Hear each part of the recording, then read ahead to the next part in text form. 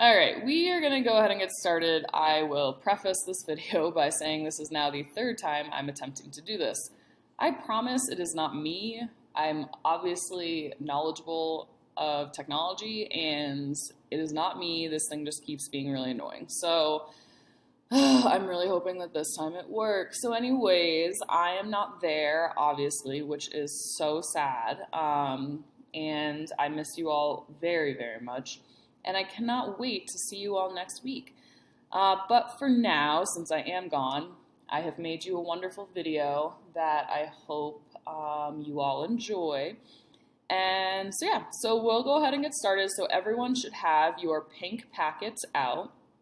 And we are going to be starting 4.6 today. So 4.6 is on something called arithmetic sequences. And looking at that, I know that everyone's getting so excited because that just sounds like something super fun. And in fact, at the top here, I am going to say exactly that this is just a ton of extra fun. Now, obviously, math is always fun, so that's one obvious piece there. But 4.6 is going to be extra, so not one word, not the other meaning of extra, but the fact that it is literally extra. So it is a extra section of the chapter. And it's not like completely relevant to what we've been doing, but it's kind of a little fun section to mix things up and to help us practice all the things that are so fun about math. Great. So arithmetic sequences. Arithmetic, don't overthink the word, just think math. And then sequences is what we're going to be more talking about today. And so we will start by defining sequence. So what we're going to be looking at today are a series of sequences. And so when we're looking at sequences today, we're defining those as a list of numbers that are in some sort of pattern. And the key here is that we will see lists of numbers today, and some of them will have a pattern and therefore they are sequences, but some will not have patterns and so therefore they are not a sequence. And so, yeah, so basically again, we're identifying lists of numbers and whether or not they're sequences, and for them to be a sequence, they have to have a pattern. For a list of numbers to be considered a sequence, they need a pattern. And what we're looking for as far as a pattern is something called a common difference. So common difference, I will probably moving forward just write CD. You need to write common difference so we know what CD stands for, but this will be the only time you have to write it out, so you'll be fine. But for common difference, common meaning something that's similar, and difference, we're thinking about like numbers difference. So thinking about like absolute value sort of, but like the space that is in between two numbers. So when we're identifying common difference, basically we're just going to be looking for some sort of constant pattern. Yeah, cool. So we're going to start with a couple easier examples, but don't worry, things get much more trickier, or much more challenging. And so anyways, we're going to move on over here to examples 1 and 2. And so what I'm going to be doing is I'm going to give you a list of numbers, and we're going to identify a common difference, and then predict what the next numbers would be. Well, not predict, but we're going to know what the next numbers would be in the sequence. So let's start with number 1. If I give you a list of numbers that starts with -4, so -4, 1, 6, 11, 16, and then comma, I'm going to have a blank and then another blank. Actually, never mind, I'll talk about that later. So anyways, this is my list of numbers. And if you're doing this in your head right now, that's super exciting, but we're going to obviously go over this together.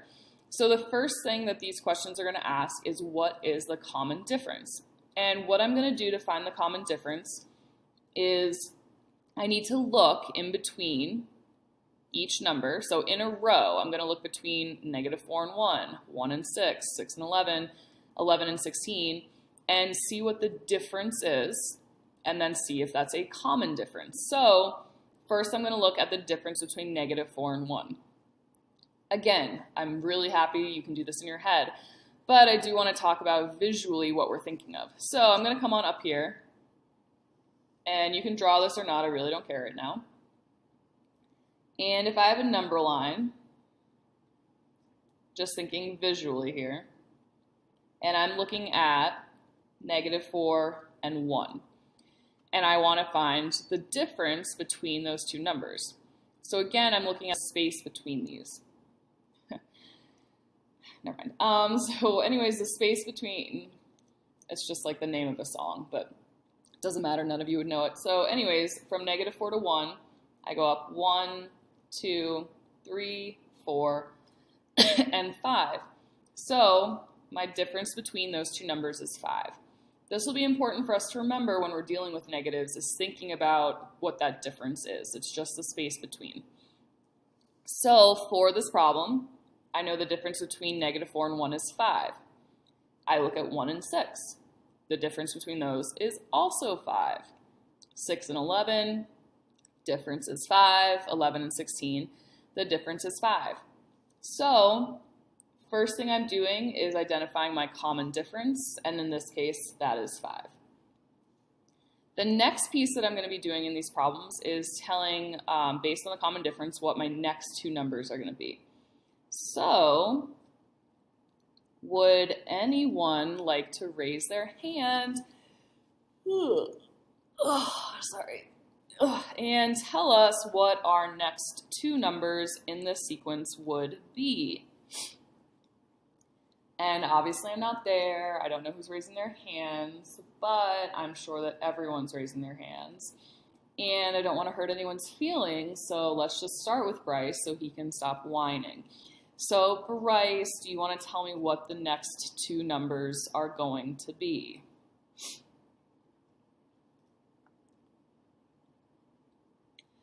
Great, and I have no idea if I gave you the correct amount of time to answer that, but as always, as a reminder, I'm sitting here in my classroom alone, and the awkward alone silence is annoying.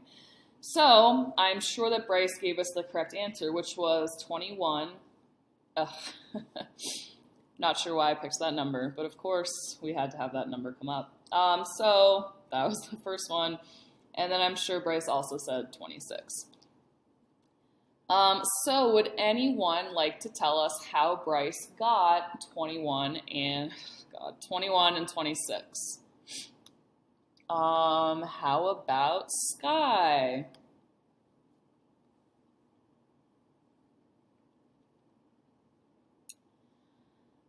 And I'm going to hope that I gave you enough time, and I'm sure Sky got this, but for me to find the next two numbers, I'm going to go from 16, add 5. I get that number. I'm not saying it. And then to get my next blank, I take that number and I add 5, which gets me 26. And so I'm done. Okay, so let's do one more example, then we'll move on to more challenging stuff. So let's say I have a list. I'm going to do a little squiggly line. A list that goes 3, 5, 9, 15, 23, a blank, and a blank. So taking a look at this list of numbers, would anyone like to raise their hand and tell me what the common difference is, if there is one? And I'm gonna say, how about Isaac? Tell us what the common difference is, if there is one.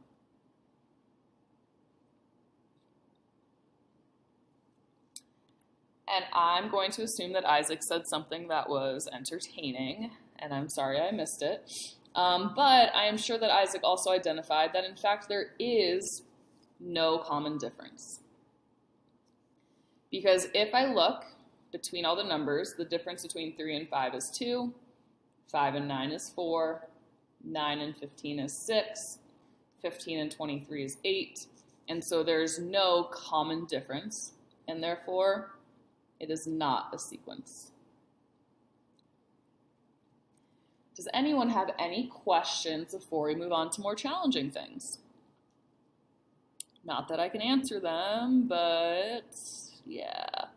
If you have a question, you are welcome to pause the video and discuss as a group what you think the answer to whatever question would be, and hopefully you get it right. So yeah. Okay, so let's go ahead and we're going to move on to more challenging things. So just to give you a preview of what you're going to see in a moment is you are going to be asked to find the 100th term in the sequence, and that sequence is going to go -4, 1, 6, 11, 16, and then the way you're going to see these sequences is you're going to have some little dots there. And basically the dots say I'm not going to sit here and write 99 terms and then leave the blank for the 100th, but that says the sequence goes on and I need to find the 100th. Now, here's what you're not going to do, and here's what you're not going to do on the SATs, is you're not going to sit here and add 5 100 times, because that would be crazy and would be a waste of time. And therefore, that is what we're talking about today, is how we can figure out what the 100th term is. So basically, there's actually a formula that you can use to solve this, and that obviously makes your life a lot easier.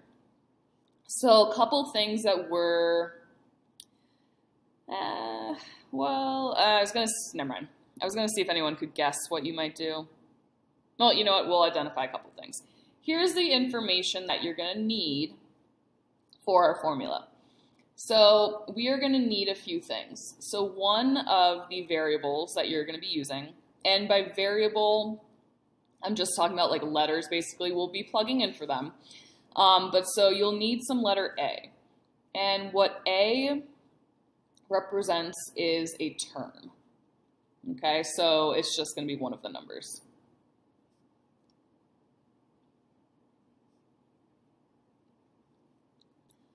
And then the other thing you're going to need is D, which in this case stands for our, well, in parentheses, common.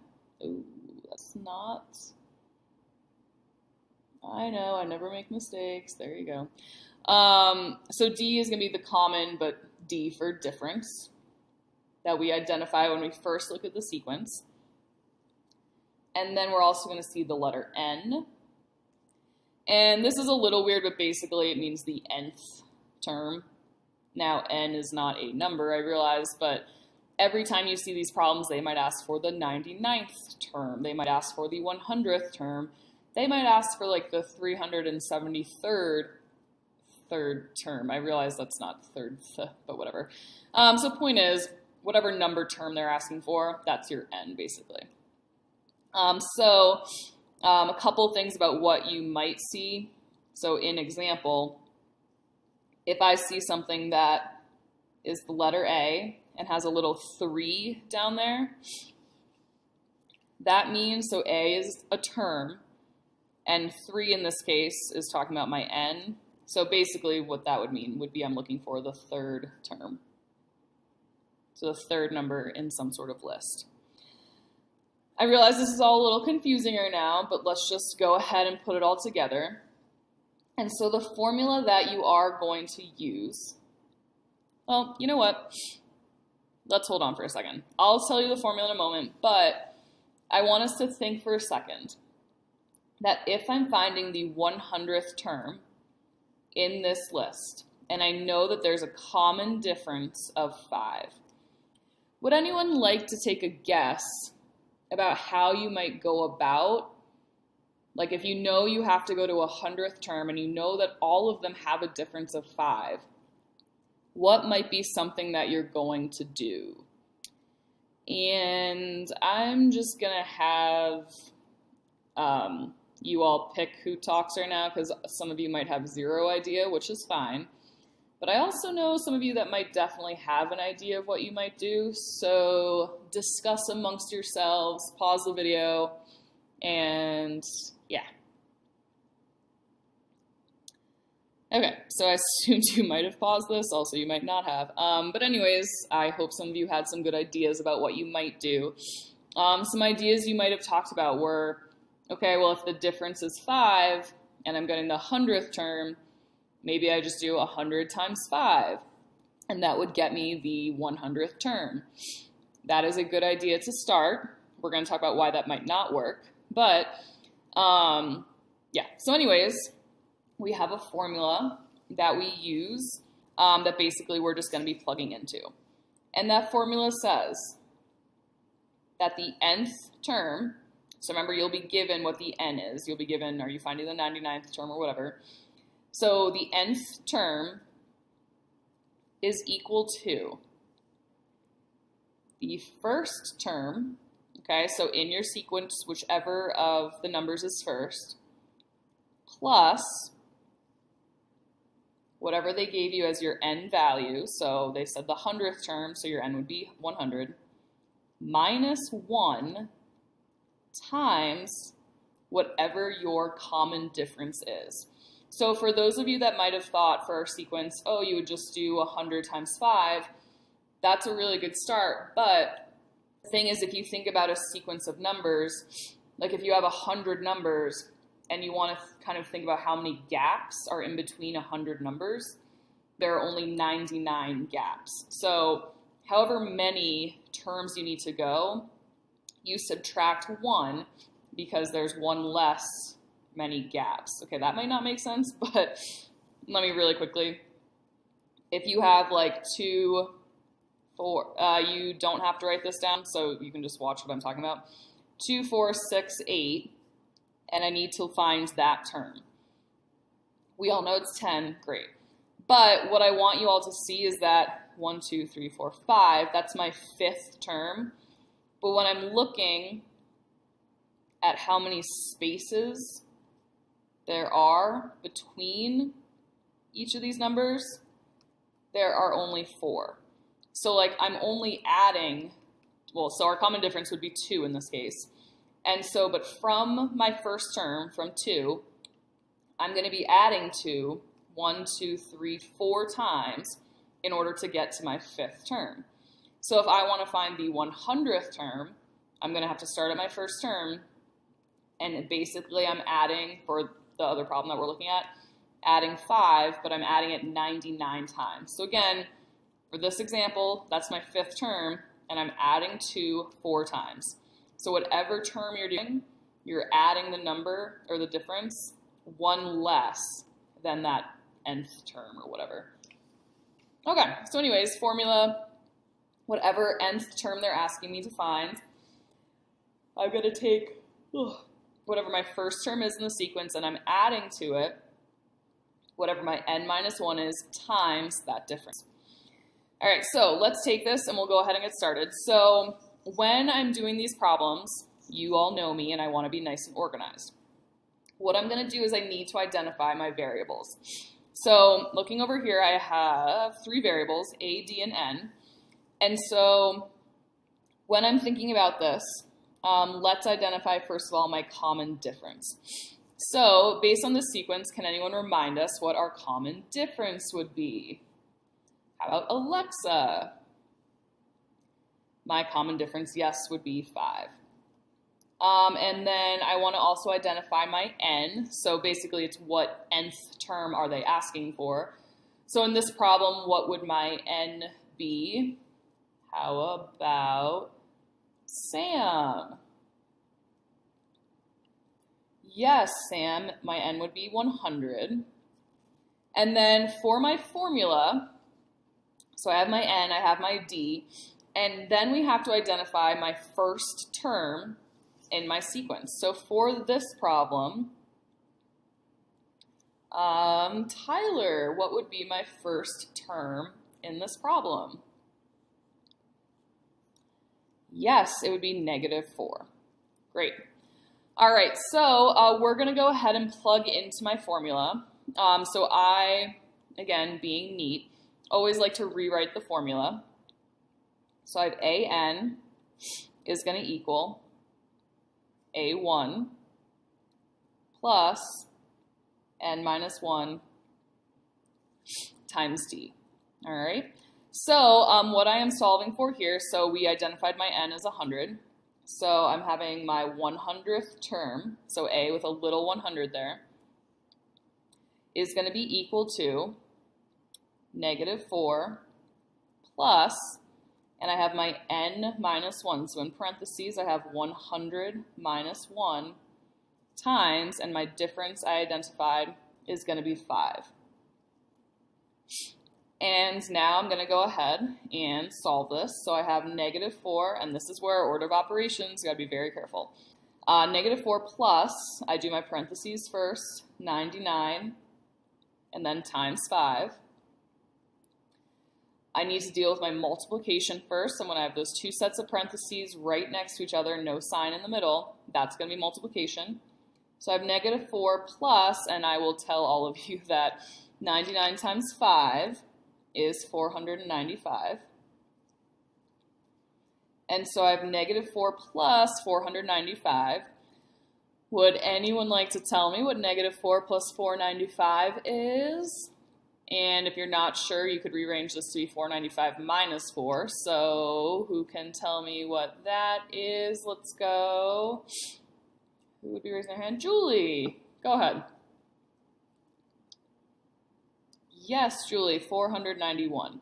And so my final answer for this problem is my 100th term would be 491. Great. Any questions? Not that I can answer them. Great. Okay, oh, this is a typo for sure. So let's say there are also going to be problems you'll see where it tells you to find the 15th term, but it actually doesn't give you a list of numbers. It'll just say find the 15th term when your A value, so your first value, is 7, and so that really should have an A1, whatever. When your first value, your first term is 7, and when your common difference is 3. So basically you don't have a list of numbers, but they've already given you the variables that you need. So first of all, we want to identify, we have our D equals 3, so they've given that to us. They've given us that our first term is equal to 7, and then the other variable we need is our N, so the nth term that they're asking for. So in this problem, what would my N be equal to? How about Lorna? What would my N be equal to? 15, wonderful. All right, so if we remember our equation, our formula is AN equals A1 plus N minus 1 times D. On your own right now, please go ahead and find the 15th term. When you are finished, or if you're having a little trouble, please go ahead and check in with your partner or the person next to you, and then we'll go over this as a group. So right now, if you could pause the video, that'd be awesome, so that I don't have to sit here in awkward silence. Cool, so what I'm going to assume that all of you did was I found that my N is 15, so the 15th term is going to be equal to 7 plus 15 minus 1, because 15 is my N, times my difference, which in this case is 3.